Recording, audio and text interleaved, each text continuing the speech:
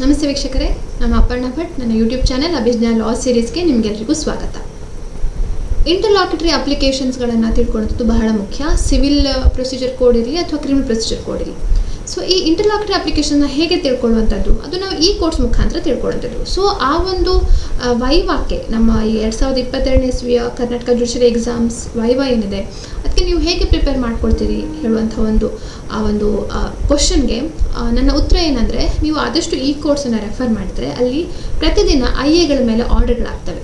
So orders ಮೇಲೆ ನೋಡಿಕೊಂಡು ಯಾವ್ಯಾವುದು ಇಂಪಾರ್ಟೆಂಟ್ ಐಎಸ್ ಅಂತ ಗೊತ್ತಾಗುತ್ತೆ. ಯಾಕೆಂದರೆ ಕೋಡ್ ಆಫ್ ಸಿವಿಲ್ ಪ್ರೊಸೀಜರಲ್ಲಿ ಪ್ರತಿಯೊಂದು ಆರ್ಡರ್, ಒಂದು ರೂಲು, ಪ್ರತಿಯೊಂದು ಆರ್ಡರ್ ಒಂದು 2-3 ಅಪ್ಲಿಕೇಶನ್ ಕೂಡ ಹಾಕ್ಬೋದು. ಆದರೆ ನಮಗೆ ಇಂಪಾರ್ಟೆಂಟ್ ಯಾವುದು ಅಂತ ತಿಳ್ಕೊಳ್ಳೋದು ಬಹಳ ಕಷ್ಟ ಆಗುತ್ತೆ.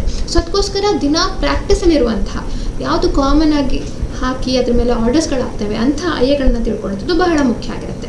ಸೊ ಆ ನಿಟ್ಟಿನಲ್ಲಿ ನಾವಿವತ್ತು ಯಾವ ಒಂದು ಇಂಟರ್ಲಾಕ್ಯುಟರಿ ಅಪ್ಲಿಕೇಶನ್ಸ್ ಸಿವಿಲ್ ಕೇಸಸ್ ಹಾಗೆ ಕ್ರಿಮಿನಲ್ ಕೇಸಸ್ಗಳನ್ನು ಈ ಕೋರ್ಸಲ್ಲಿ ಹೇಗೆ ತಿಳ್ಕೊಳ್ಳೋದು ಅಂತ ನಾವು ನೋಡ್ತಾ ಹೋಗೋಣ.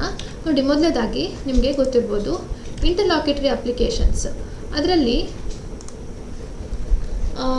ಈ ಕೋರ್ಸ್ ನಾವು ಇಲ್ಲಿ ನೋಡ್ತಾ ಹೋದರೆ, ಈ ಕೋರ್ಸಲ್ಲಿ ಡಿಸ್ಟ್ರಿಕ್ಟ್ ಕೋರ್ಸ್ ಅಂತ ಕಾಣ್ಬೋದು. ಸೊ ಡಿಸ್ಟ್ರಿಕ್ಟ್ ಕೋರ್ಸನ್ನು ಸರ್ಚ್ ಮಾಡಿದ್ರೆ ಕರ್ನಾಟಕಕ್ಕೆ ಹೋಗಿ ನೀವು ಯಾವುದೇ ಒಂದು ರಿಲೆವೆಂಟ್ ನಿಮ್ಮ ಒಂದು ಡಿಸ್ಟ್ರಿಕ್ಟನ್ನು ಸೆಲೆಕ್ಟ್ ಮಾಡಿ. ಸೊ ನಾನಿಲ್ಲಿ ಬೆಂಗಳೂರು ತೊಗೊಳ್ತೇನೆ, ಯಾಕೆಂದರೆ ಪ್ರತಿದಿನ ಅಲ್ಲಿ ಆಗುವಂಥ ಕೇಸಸ್ಗಳ ಸಂಖ್ಯೆ ಜಾಸ್ತಿ ಇರೋದ್ರಿಂದ ಬೆಂಗಳೂರು ಅಂತ ಸೆಲೆಕ್ಟ್ ಮಾಡಿದರೆ ಇಲ್ಲಿ ನೋಡಿ ಕೇಸ್ ಸ್ಟೇಟಸ್, ಕೋರ್ಟ್ ಆರ್ಡರ್ ಹಾಗೆ ಕಾಸ್ಟ್ ಲಿಸ್ಟ್ ಹೇಳುವಂಥ ಒಂದು ಇದಿದೆ. ಸೊ ಇಲ್ಲಿ ನಾವು ಕೋರ್ಟ್ ಆರ್ಡರ್ ಪ್ರಕಾರ ಆರ್ಡರ್ ಡೇಟ್ ಇದೊಂದು ಸೆಲೆಕ್ಟ್ ಮಾಡಿ.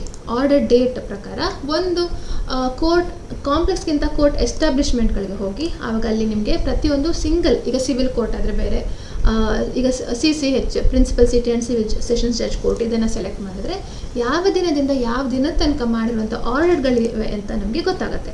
ಸೊ ಅದು ನಾನು ಯಾಕೆಂದರೆ ಇವತ್ತಿಂದ ಅಪ್ಡೇಟ್ ಆಗಿರುತ್ತಲ್ಲ ಗೊತ್ತಿಲ್ಲ, ಸೊ ಒಂದು 2 ದಿನದಿಂದ ತೊಗೊಳ್ತೇನೆ. ಮಂಡೇ 28 to 29 ತನಕ. ಹಾಗೆ GZ ಅದು ಕ್ಯಾಪ್ಚರ್ ಹಾಕಿ ನಾವು ಇಲ್ಲಿ ಕೊಟ್ಟರೆ ಈ ಹಲವಾರು ಆರ್ಡರ್ಸ್ಗಳು ಡಿಸ್ಪ್ಲೇ ಆಗ್ತವೆ. ಇಲ್ಲಿ ನೋಡಿ, ಟೋಟಲ್ 373 ಆರ್ಡರ್ಸ್ಗಳು ಡಿಸ್ಪ್ಲೇ ಆಗಿವೆ. ಸೊ ನಾವು ಈಗ ನಿಮ್ಮ ಐಎಗೆ ನೋಡಿ, ಕ್ರಿಮಿನಲ್ ಮಿಸ್ಲೆನಿಯಸ್ ಇದೆ, ಕ್ರಿಮಿನಲ್ ಅಪೀಲ್ ಇದೆ. ಸೊ ಇದನ್ನು ಕೂಡ ನೀವು ನೋಡ್ಕೊಳ್ಬೇಕಾಗತ್ತೆ, ಯಾವುದಕ್ಕೆ ಏನಂತ. ಎಕ್ಸಿಕ್ಯೂಷನ್, ಆದಷ್ಟು ಎಕ್ಸಿಕ್ಯೂಷನ್ ಪಿಟಿಷನ್ ಇದೆ. ಹಾಗೆ LSC land acquisition case. So civil ನೋಡೋದಾದರೆ OS ನೋಡಿ, ಇಲ್ಲಿ ಕೆಲಸ OS ಅಂದರೆ ಡೆಪೋಸಿಷನು ಬರುತ್ತೆ. ನೀವು ಡೆಪೋಸಿಷನ್ ಬದಲು ಆರ್ಡರ್ಸ್ ಅಂತ ಇರುವಂಥದ್ದು ನೋಡೋಣ.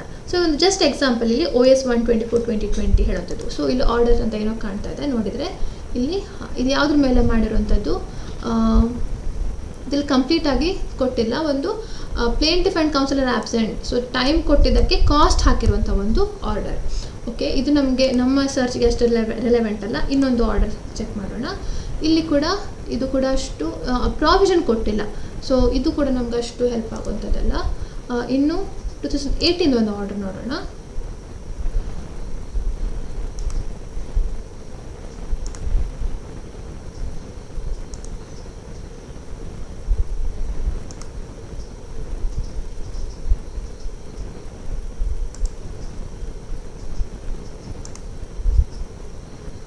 ಇಲ್ಲಿ ನೋಡಿ, ಒಂದು ಕಾಣ್ತಾ ಇರುವಂಥದ್ದು IA under order 23 rule 1 and 3. So ಇದೇನಾಗುತ್ತೆ, ಯಾವುದ್ರ ಮೇಲೆ ಕೇಳ್ತಿರುವಂಥದ್ದು, the plaintiff has submitted her application so part of the same item. So he does not press the suit and withdraw, ಇದು ವಿಡ್ರಾವಲ್ ಆಫ್ ದಿ ಸೂಟ್ಗೆ ಮಾಡಿರುವಂಥದ್ದು, ಸೂಟ್ ಪ್ರೆಸ್ ಮಾಡೋದಿಲ್ಲ ಅಂತ ಹೇಳುವಂಥದ್ದು. ಸೊ ಈ ಒಂದು ಪ್ರಾವಿಷನ್ ನೀವು ನೋಟ್ ಮಾಡ್ಕೊಳ್ಬೋದು. ಸೊ ಇದೇ ರೀತಿಯಲ್ಲಿ ಹಲವಾರು ಒಂದು ಕ್ರಿಮಿನಲ್ ನಾವು ಕೂಡ ಕಾಣ್ಬೋದು. ಒಂದು ಕ್ರಿಮಿನಲ್ ಆವಾಗ ಎಷ್ಟೊಂದು ಆರ್ಡರ್ಸ್ ಅಂತ ಚೆಕ್ ಮಾಡಿದರೆ, ಸೊ ಇದು ಯಾವುದ್ರ ಮೇಲೆ, 438 ಮೇಲೆ, ಸೊ ಆ್ಯಂಟಿಸಿಪೇಟರಿ ಬೇಲ್ ಮೇಲೆ ಕೇಳಿರುವಂಥ ಒಂದು ಇದು. ಸೊ ಅದ್ರ ಮೇಲೆ ಯಾವ ಪ್ರಾವಿಷನ್ಸ್ಗಳು, ಯಾವ ಒಂದು ಐಡಿಯಾ ಇತ್ತು, ಯಾಕೆ ಗ್ರ್ಯಾಂಟ್ ಮಾಡಿದ್ರಾ ಇಲ್ವಾ, ಅದನ್ನೆಲ್ಲ ನೀವು ಕೂಡ ಆದಷ್ಟು ಈ ಇಂಟರ್ಲಾಕ್ಯುಟರಿ ಅಪ್ಲಿಕೇಶನ್ಸ್ಗಳ ಆರ್ಡರ್ಗಳನ್ನು ನೋಡ್ತಾ ಹೋಗಬೇಕು. ಸೊ ಆ ನಿಟ್ಟಿನಲ್ಲಿ ನಾನು ಕೆಲವೊಂದು ಲಿಸ್ಟ್ ಮಾಡಿಟ್ಟಿದ್ದೇನೆ. ಸೊ ನಿಮಗೆ ಹೆಲ್ಪ್ ಆಗೋದು, ಅದ್ರ ಮೇಲೆ ಸ್ಟಡಿ ಮಾಡಿ. ನಾನು ಡೀಟೇಲಾಗಿ ಎಕ್ಸ್ಪ್ಲೇನ್ ಮಾಡ್ತಾ ಇಲ್ಲ, ಬಟ್ ಸ್ಟಿಲ್ ನಿಮಗೆ ಹೇಗೆ ಹೆಲ್ಪ್ ಆಗ್ಬೋದು. ನಾನೀಗ ಹೇಗೆ ಸರ್ಚ್ ಮೆಥಡ್ ತೋರಿಸಿದಲ್ಲ, ಆ ಸರ್ಚ್ ಮೆಥಡ್ ಮುಖಾಂತರ ಕೆಲವೊಂದು ಇಂಪಾರ್ಟೆಂಟ್ ಆರ್ಡರ್ಸ್ಗಳನ್ನು, ಅದರಲ್ಲಿ ಇಂಟರ್ಲಾಕ್ಯುಟರಿ ಅಪ್ಲಿಕೇಶನ್ಸ್ ಯಾವುದು ಕಾಮನ್ ಆಗಿ ಹಾಕುವಂಥದ್ದು, ಅದನ್ನು ಒಂದು 10-15 ಒಂದು ಸೆಲೆಕ್ಟ್ ಮಾಡಿಟ್ಟಿದ್ದೇನೆ. It's not an exhaustive list. So ನೀವು ಕೂಡ ಈ ರೀತಿ ಪ್ರಾಕ್ಟೀಸ್ ಮಾಡಿ ಹೇಳುವಂಥದ್ದು. ಸೊ ನೋಡಿ, ಒಂದನೇದು impleadment of the application as the additional respondent. So ಇನ್ನೊಂದೊಂದು ಪಾರ್ಟಿನ ಆ್ಯಡ್ ಮಾಡಲಿಕ್ಕೆ ಇಂಪ್ಲೀಡಿಂಗ್ಗೆ ಆರ್ಡರ್ 1 ರೂಲ್ 10 ಸಬ್ಸೆಕ್ಷನ್ 2 ಇರುತ್ತೆ. ಕೆಲಸ ಎಷ್ಟೋ ಒಂದು ಸಲ ಕೆಲಸ ನಾವು ನೋಡ್ತೇವೆ, ಇಟ್ಸ್ ರೆಡ್ ವಿತ್ ಸೆಕ್ಷನ್ 151 ಅಂತ ಕೂಡ ಹಾಕಿರ್ತಾರೆ. ಆದರೆ ಮೇನ್ ಪ್ರಾವಿಷನ್ ಇದು. ಹಾಗೆ ಪ್ಲೇಂಟ್ ಅಥವಾ ರಿಟರ್ನ್ ಸ್ಟೇಟ್ಮೆಂಟ್ ಅಮೆಂಡ್ ಮಾಡಲಿಕ್ಕೆ ಆರ್ಡರ್ 6 ರೂಲ್ 17. ಹಾಗೆ ಪ್ಲೇಂಟನ್ನು ರಿಜೆಕ್ಟ್ ಮಾಡಲಿಕ್ಕೆ ಆರ್ಡರ್ 7 ರೂಲ್ 11. ಆ ಒಂದು ಸೂಟನ್ನು ರಿಸ್ಟೋರ್ ಮಾಡಲಿಕ್ಕೆ ಇನ್ ದಿ ಒರಿಜಿನಲ್ ಪೊಸಿಷನ್. ಈಗ order 9 appearance and non appearance of ಪಾರ್ಟೀಸ್ಗೆ ಇರುವಂಥದ್ದು. ಅದರಲ್ಲಿ ಯಾವುದೋ ಒಂದು ಪ್ರಾವಿಷನ್ ಡಿಸ್ಮಿಸ್ ಆಗಿದ್ರೆ for non appearing, order 9 rule 4 ಕೂಡ ರಿಸ್ಟೋರ್ ಮಾಡ್ಬೋದು. ಹಾಗೆ ಆರ್ಡರ್ 9 ರೂಲ್ 13 ಕೂಡ ನಾವು ನೋಡುವಂಥದ್ದು set aside ex parte decree, ಅದು ಕಾಮನ್ ಆಗಿ ಹಾಕುವಂಥದ್ದು, ಮಿಸ್ಲೆನಿಯಸ್ ಅಪ್ಲಿಕೇಶನ್ ಆಗಿ ಹಾಕ್ತಾರೆ. ಹಾಗೆ ಇದು ಆರ್ಡರ್ 11 ರೂಲ್ 14 ಯಾವುದಕ್ಕೆ, to order the defendant to produce the documents as sought for in the application. ಹಾಗೆ order 12 rule 8 notice to produce documents, ಇದು ಡಾಕ್ಯುಮೆಂಟ್ಸನ್ನು ಪ್ರೊಡ್ಯೂಸ್ ಮಾಡಲಿಕ್ಕೆ ನೋಟಿಸ್ ಕೊಡುವಂಥದ್ದು.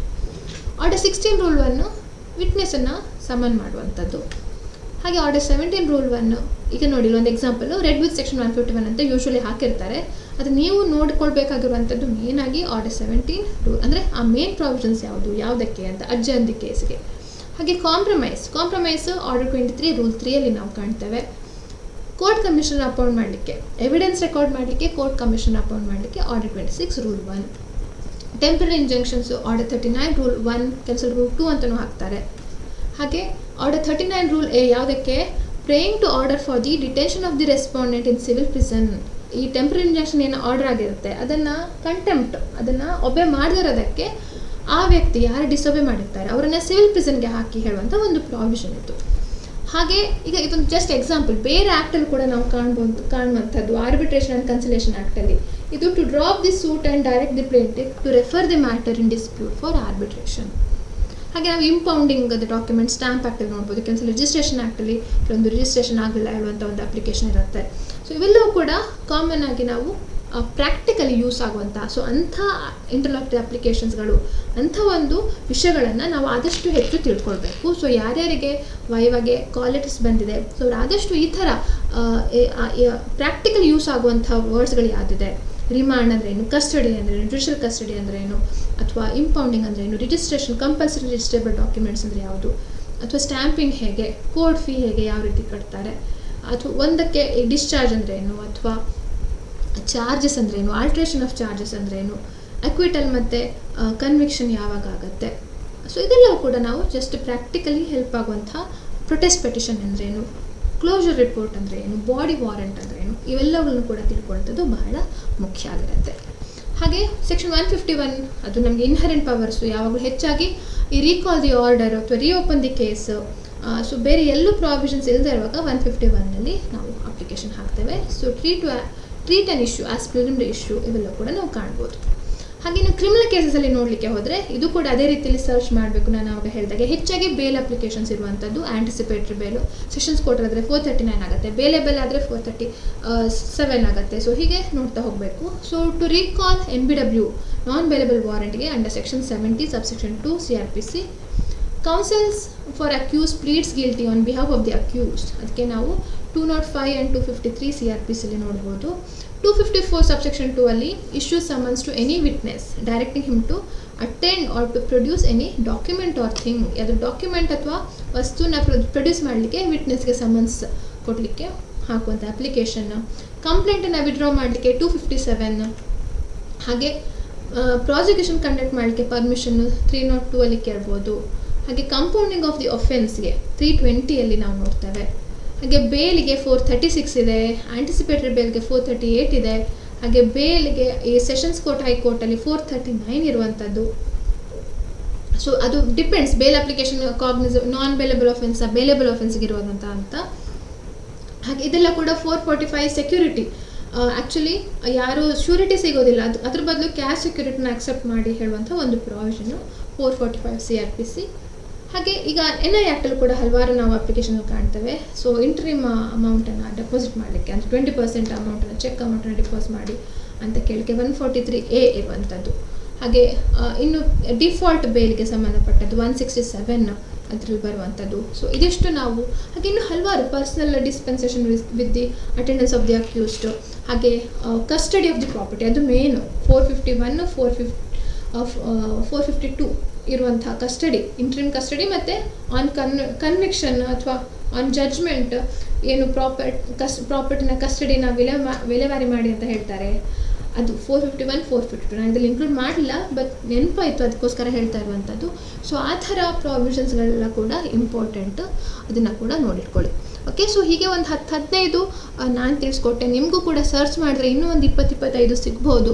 ಅದೆಲ್ಲವೂ ಕೂಡ ಸರಿಯಾಗಿ ಯಾವ ಸಂದರ್ಭದಲ್ಲಿ ಯಾವ ಪರ್ಸನ್ಸ್ ಇನ್ ಅಥಾರಿಟಿ, ಯಾವ ವ್ಯಕ್ತಿಗಳು ಅದನ್ನು ಆರ್ಡರ್ ಮಾಡ್ಬೋದು. ಕೆಲಸಲ ಎಕ್ಸಿಕ್ಯೂಟಿವ್ ಮ್ಯಾಜಿಸ್ಟ್ರೇಟ್ ಇರ್ಬೋದು CRPCಲಿ, ಅವ್ರು ಆರ್ಡರ್ ಮಾಡುವಂಥದ್ದು, ಅಥವಾ ಮ್ಯಾಜಿಸ್ಟ್ರೇಟಾ, ಅಥವಾ ಸೆಷನ್ಸ್ ಕೋರ್ಟಾ, ಅಥವಾ ನಮ್ಮ CPCL ಆದರೆ ಕೋರ್ಟ್ ಕಮಿಷನರಾ, ಸಿವಿಲ್ ಕೋರ್ಟಾ, ಅಥವಾ ಯಾವ ಕೋರ್ಟ್ ಹೇಳುವಂಥ ಆ ಒಂದು ಮಾಹಿತಿನ ಕೂಡ ತಿಳ್ಕೊಳ್ಳಿ.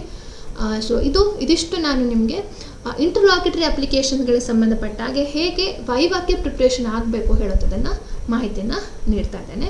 ಸೊ ಇನ್ನು ನಾಳೆ ಕೂಡ ನಾನೊಂದು IA ಬಗ್ಗೆ ಒಂದು ಸಣ್ಣದಾದೊಂದು ಕ್ಲಾಸ್ ಇಟ್ಕೊಂಡಿದ್ದೇನೆ ಅನ್ಅಕಾಡೆಮಿಯಲ್ಲಿ. ಸೊ ಅದರ ಲಿಂಕನ್ನು ಇಲ್ಲಿ ಈ ವಿಡಿಯೋ ಡಿಸ್ಕ್ರಿಪ್ಷನಲ್ಲಿ ಕೊಟ್ಟಿದ್ದೇನೆ, ನೀವು ಅಟೆಂಡ್ ಆಗ್ಬೋದು. ಹಾಗೆ ಅನ್ಅಕಾಡೆಮಿ ಪ್ರೈಸ್ ಡ್ರಾಪ್ ಆಗ್ತಾ ಇರುವಂಥದ್ದು ನಾನು ಹಲವಾರು ದಿನಗಳಿಂದ ಹೇಳ್ತಾ ಇದ್ದೇನೆ. ಸೊ ಆಮೇಲೆ ಪಶ್ಚಾತ್ತಾಪ ಪಡಬೇಡಿ, ನಾನು ಸಬ್ಸ್ಕ್ರೈಬ್ ಮಾಡ್ಕೊಳ್ಬೋದಿತ್ತು ಹೇಳುವಂಥದ್ದು. ನಿಮ್ಮ ಅನ್ಅಕಾಡೆಮಿ ಆ್ಯಪಲ್ಲಿ ಕೂಡ ಈ ಪ್ರೈಸ್ ಚಾರ್ಟ್ ಸಿಗುತ್ತೆ, ಎಷ್ಟು ನಿಮಗೆ ಡಿಸ್ಕೌಂಟ್ ಸಿಗುತ್ತೆ ಅಂತ. So first of all price drop ಆಗಿದೆ, ಅದ್ರ ಮೇಲೆ 10% ಡಿಸ್ಕೌಂಟ್ ಕೂಡ ಸಿಗುತ್ತೆ if you use my code Aparna law ಅಂತ. ಸೊ ಟೋಟಲಿ ನೀವು ಒಂದು ಮಿನಿಮಮ್ ಅಂದರೆ ಒಂದು 9,000, ಹಾಗೆ ಮ್ಯಾಕ್ಸಿಮಮ್ 19,000 ತನಕ ನೀವು ಸೇವ್ ಮಾಡ್ಬೋದು. ಜುಡಿಷರಿ ಟೆಸ್ಟ್ ಸಿರೀಸ್ ಅಂತ ಹೇಳುವಂಥದ್ದು ಕೂಡ ನಾವು ಹಲವಾರು ಟೆಸ್ಟ್ಗಳನ್ನು ಅಟೆಂಡ್ ಮಾಡಿದ್ದೇವೆ. ನಾನು ಪ್ರತಿ ಕ್ಲಾಸಲ್ಲೂ ಮಾಕ್ ಟೆಸ್ಟನ್ನು ಕಂಡಕ್ಟ್ ಮಾಡ್ತೇನೆ, ಪೋಲ್ ಕಂಡಕ್ಟ್ ಮಾಡ್ತೇನೆ. ಅದಕ್ಕೆ ಸಂಬಂಧಪಟ್ಟಾಗೆ ನೀವು ನೋಡಿರ್ಬೋದು ಹೇಗೆ ಟೆಸ್ಟ್ ಸಿರೀಸ್ಗಳು ಆಗ್ತವೆ ಅಂತ. ಸೊ ನೀವು ಕೂಡ ಇಂಡಿವಿಜುವಲ್ ನೀವೇ ಪ್ರತಿದಿನ ಒಂದೊಂದು ಟೆಸ್ಟ್ಗಳನ್ನು ಅಟೆಂಡ್ ಮಾಡ್ತಾ ಇದ್ರೆ, ಸೊ ಇದು ಆ್ಯಕ್ಚುಲಿ ಲೈವ್ ಆಗಿ ಲಾಂಚ್ ಆಗುವಂಥ ಟೆಸ್ಟ್ಗಳು. ಇನ್ನು ನೀವು ಹಿಂದೆ ಆಗಿದ್ದ ಟೆಸ್ಟ್ಗಳು ಕೂಡ ನಿಮಗೆಲ್ಲವೂ ಲಭ್ಯ ಇರುತ್ತೆ ನೀವು ಸಬ್ಸ್ಕ್ರಿಪ್ಷನ್ ತೊಗೊಂಡ್ರೆ. ಸೊ ಆದಷ್ಟು ಅಟೆಂಡ್ ಮಾಡ್ತಾ ನಿಮಗೆ ನಿಮ್ಮದು ಒಂದು ಇಂಪ್ರೂವ್ಮೆಂಟ್ ಗೊತ್ತಾಗ್ತಾ ಹೋಗುತ್ತೆ. ಸೊ ಅದರದ್ದು ಬೆನಿಫಿಟ್ ಇಲ್ಲಿ ನೀವು ಕಾಣ್ಬೋದು. ಹಾಗೆ ಇಲ್ಲಿ ನಾನು ಬೇರೆ ಸಬ್ಸ್ಕ್ರಿಪ್ಷನ್ಗೆ ಹೇಗೆ ಬೇರೆ ರೀತಿಯಲ್ಲಿ ಈ ಜುಡಿಷಿಯಲ್ ಪ್ಲ್ಯಾಟ್ಫಾರ್ಮ್ ಆಫರಿಂಗ್ ಮಾಡ್ತಾ ಇದೆ, ಅನ್ಅಕಾಡೆಮಿ ಜುಡಿಷಿಯಲ್ ಪ್ಲ್ಯಾಟ್ಫಾರ್ಮ್ ಹೇಗೆ ಆಫರ್ ಮಾಡ್ತಾ ಇದೆ ಅನ್ನೋದು ನೀವು ಕಾಣ್ಬೋದು. ಸೊ ಜಡ್ಜ್ಮೆಂಟ್ ರೈಟಿಂಗಿಗೆ ಯಾರು ಪ್ರಾಕ್ಟೀಸ್ ಮಾಡಬೇಕು ಅಂದ್ಕೊಂಡಿದ್ದೀರಿ ಅವರಿಗೆ ಐಕಾನಿಕ್ ಕೋರ್ಸ್ನ ಸಬ್ಸ್ಕ್ರಿಪ್ಷನ್ ಬಹಳ ಮುಖ್ಯ ಆಗಿರುತ್ತೆ. ಹಾಗೆ ಲೋಕಲ್ ಲಾ ಟೆಸ್ಟ್ ಸಿರೀಸ್ಗಳು ಕೂಡ ಕರ್ನಾಟಕದ್ದು ಕೇವಲ ಒಂದೇ ಒಂದು ಲೋಕಲ್ ಲಾ ಇರೋದು, ಆದರೆ ನಿಮಗೆ full length mock test preparation ಕೂಡ ಸಿಗುವಂಥದ್ದು ಈ ಟೆಸ್ಟ್ ಸಿರೀಸಲ್ಲಿ. ಹಾಗೆ ಡಿಫ್ರೆಂಟ್ ಬ್ಯಾಚಸ್ಗಳನ್ನ ನಾವು ನೋಡೋದಾದರೆ ಸಾರ್ಥಿ 4.0 ಬ್ಯಾಚ್ ಇದೆ, ಹಾಗೆ ರಾಜಸ್ಥಾನ್ ಸ್ಟೇಟ್ ಜುಡಿಷರಿ ಬ್ಯಾಚ್ ಇದೆ. ಹಾಗೆ ಅನ್ಅಕಾಡೆಮಿ ಲರ್ನರ್ಸ್ಗಳು ತುಂಬ ಜನ, ಮಾಕ್ ಇಂಟರ್ವ್ಯೂ ಪಾರ್ಟಿಸಿಪೆಂಟ್ಸ್ಗಳು, ಅನ್ಅಕಾಡೆಮಿ ಲೈವ್ ಲರ್ನರ್ಸ್ ಅವರೆಲ್ಲರೂ ಕೂಡ ಹಲವಾರು ಜನ ರಾಜಸ್ಥಾನ್ ಜುಡಿಷಿಯಲ್ ಸರ್ವಿಸ್ ಎಕ್ಸಾಮಿನೇಷನಲ್ಲಿ ಕ್ಲಿಯರ್ ಆಗಿದ್ದಾರೆ. ಅವ್ರಿಗೆ ಕೂಡ ಕಾಂಗ್ರ್ಯಾಚುಲೇಷನ್ಸ್ಗಳನ್ನು ತಿಳಿಸ್ತಾ, ಐಕಾನಿಕ್ ಸಬ್ಸ್ಕ್ರಿಪ್ಷನನ್ನು ಒಂದು ಮುಖ್ಯವಾದ ಫೀಚರ್ಸ್ಗಳು ಮಾಕ್ ಇಂಟರ್ವ್ಯೂ ವೀಡಿಯೋಸು, ನೀವು ಅದನ್ನು ಆದಷ್ಟು ಸ್ಟಡಿ ಮಾಡ್ಬೋದು. ಫೋಕಸ್ ಟೆಸ್ಟ್ ಸೀರೀಸಿಂದ ಹಿಡಿದು ನಿಮಗೆ ಮೆಂಟರ್ಸ್ಗಳನ್ನು ಅಸೈನ್ ಮಾಡಿ ಲೈವ್ ಡೌಟ್ ಸಾಲ್ವಿಂಗ್ ಫೆಸಿಲಿಟೀಸ್ ಇರುತ್ತೆ, ಅದನ್ನು ಕೂಡ ನೋಡ್ಬೋದು. ಹಾಗೆ ಅನ್ಅಕಾಡೆಮಿ ಜುಡಿಷಿಯರಿ ಯೂಟ್ಯೂಬ್ ಚಾನೆಲ್ ನೀವೇನು ಕಾಣ್ತಾ ಇದ್ದೀರಿ, ಅದರಲ್ಲಿ ಕೂಡ ನಾನು ಕ್ಲಾಸ್ಗಳನ್ನು ಮಾಡ್ತೇನೆ. ಜುಡಿಷಿಯರಿ ಪ್ರೆಪ್ ವಿತ್ ಅನ್ಅಕಾಡೆಮಿ ಅದರಲ್ಲೂ ಕೂಡ ನಾನು ಕ್ಲಾಸ್ಗಳನ್ನ ಮಾಡ್ತೇನೆ. ಹಾಗೆ ಟೆಲಿಗ್ರಾಮ್ ಚಾನೆಲ್ ಏನಿದೆ, ಅಪರ್ಣ ಭಟ್ ಅಂತ ಇದೆ, ಅಭಿಜ್ಞಾ ಲಾ ಅಂತ ಇದೆ, ಅದನ್ನು ಕೂಡ ನೀವು ಜಾಯಿನ್ ಆಗ್ಬೋದು. ನಿಮಗೂ ಕೂಡ ಹಲವಾರು ಮಾಹಿತಿಗಳು ಅದರಲ್ಲಿ ಸಿಗ್ತಾ ಹೋಗ್ತವೆ. ಸೊ ಹೀಗೆ ನಾನು ಇಷ್ಟು ನನ್ನ ಯೂಟ್ಯೂಬ್ ಚಾನಲಲ್ಲಿ IAS ಅಂದರೆ ಇಂಟರ್ಲಾಕ್ಯುಟರಿ ಅಪ್ಲಿಕೇಶನ್ಸ್ಗಳನ್ನು ಹೇಗೆ ಓದುವಂಥದ್ದು ಈ ಕೋರ್ಸ್ ಮುಖಾಂತರ ಹೇಗೆ ನೋಟ್ಸ್ ಮಾಡಿಟ್ಕೊಳ್ಳುವಂಥ ಹೇಳೋದು ತುಂಬ ಸಂಕ್ಷಿಪ್ತವಾಗಿ ಹೇಳಿದೆ, ತುಂಬ ಡೀಟೇಲ್ ಆಗಿ ಹೇಳಲಿಲ್ಲ. ಯಾಕಂದರೆ ಆಲ್ರೆಡಿ ನಾನು ಈ ಕೋರ್ಸ್ ಬಗ್ಗೆ ಹಲವಾರು ಕ್ಲಾಸ್ಗಳನ್ನು ಮಾಡಿದ್ದೇನೆ, ನಿಮ್ಗೆ ಗೊತ್ತಿರ್ಬೋದು ಹೇಗೆ ಸರ್ಚ್ ಮಾಡ್ಬೋದು ಅಂತ. ಸೊ ಅದ್ರ ಬಗ್ಗೆ ತುಂಬ ಡಿಸ್ಕಷನ್ ಮಾಡಿದೆ. ಕೆಲವೊಂದು ಆ ಇಂಪಾರ್ಟೆಂಟ್ ಪ್ರಾವಿಷನ್ಸನ್ನು ಹೈಲೈಟ್ ಮಾಡುವಂಥದ್ದು ಮಾತ್ರ, ಪ್ರಾವಿಷನ್ಸನ್ನು ನಾನು ಇನ್ಫಾರ್ಮೇಷನು ಎಕ್ಸ್ಪ್ಲನೇಷನ್ ಕೂಡ ಕೊಡಲಿಲ್ಲ. ಇನ್ನೂ ಹಲವಾರು ಬರುವ ದಿನಗಳಲ್ಲಿ ಅದನ್ನು ಡೀಟೇಲಾಗಿ ಎಕ್ಸ್ಪ್ಲೇನ್ ಮಾಡ್ತೇನೆ. ಯಾಕಂದರೆ ಇದು ಆಲ್ರೆಡಿ ವೈವಾ ಸ್ಟೇಜಲ್ಲಿ ಇರುವಂಥವರಿಗೆ ಆಗಿರೋದಕ್ಕೆ already you would be knowing this particular sections, but just a kind of revising them and highlighting them with ಈ ವೈವಾಗೆ ಪರ್ಸ್ಪೆಕ್ಟಿವ್ ಆ ದೃಷ್ಟಿಕೋನದಲ್ಲಿ ಮಾಡ್ತಾ ಇರುವಂಥದ್ದು ಮಾತ್ರ. ಸೊ ಹೀಗೆ ನನ್ನ ಚಾನಲನ್ನು ನಿರಂತರವಾಗಿ ವೀಕ್ಷಣೆ ಮಾಡ್ತಾ ಲೈಕ್, ಕಮೆಂಟ್, ಶೇರ್, ಸಬ್ಸ್ಕ್ರೈಬ್ ಹಾಗೆ ನಿಮ್ಮ ಸಪೋರ್ಟ್ ಮಾಡಲಿಕ್ಕೆ ಮರಿಬೇಡಿ. Keep watching. Thank you.